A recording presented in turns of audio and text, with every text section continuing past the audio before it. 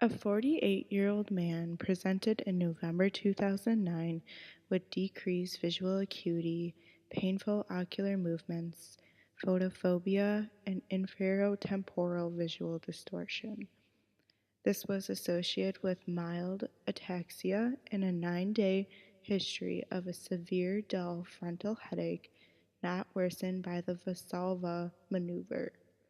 He had no past ocular history, and his medical history consisted of sciatica and psoriasis. Ocular examination revealed decreased visual acuity of 624 oculus dexter and 6.6 oculus sinister. Dilated fundus examination revealed an isolated finding of bilateral optic disc swelling, right more than the left, with associated splinter hemorrhages on the right. There was no evidence of restriction on ocular mobility, such as sixth nerve palsy, which is known false localizing sign for raised intracranial pressure. Nor was there any other cranial nerve palsy identified. Reliable Humphrey visual field tests showed bilateral diffuse field loss. Following admission under the medical team for presumed raised intracranial pressure, beta blockers were commenced to relieve the headache, and radiological and hematological tests were performed. Chest X-ray and computed tomography were inconclusive.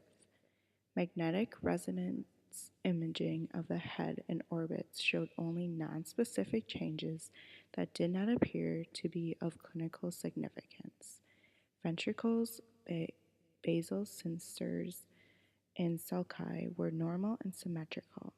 Initial blood tests, including autoantibodies and syphilis serology, were also negative. On review 2 days later, his visual acuity was further decreased to 624 occlusive dexter and 636 occlusive sinister. Ishihara testing revealed a significant decrease in color vision and a 414 occlusive dexter and 314 occlusive sinister. Intravenous high-dose methylprednisolone was initiated 1 gram daily for 3 days, followed by oral prednisolone 40 milligrams daily, tapered by 5 milligrams weekly. A lumbar puncture was performed, which revealed a normal opening pressure, helping to exclude papilledema in the presence of findings of bilateral optic nerve swelling. Further analysis of the cerebrospinal fluid found white blood cells and glucose levels to be within normal limits, and there was no evidence of microorganisms on microscopy.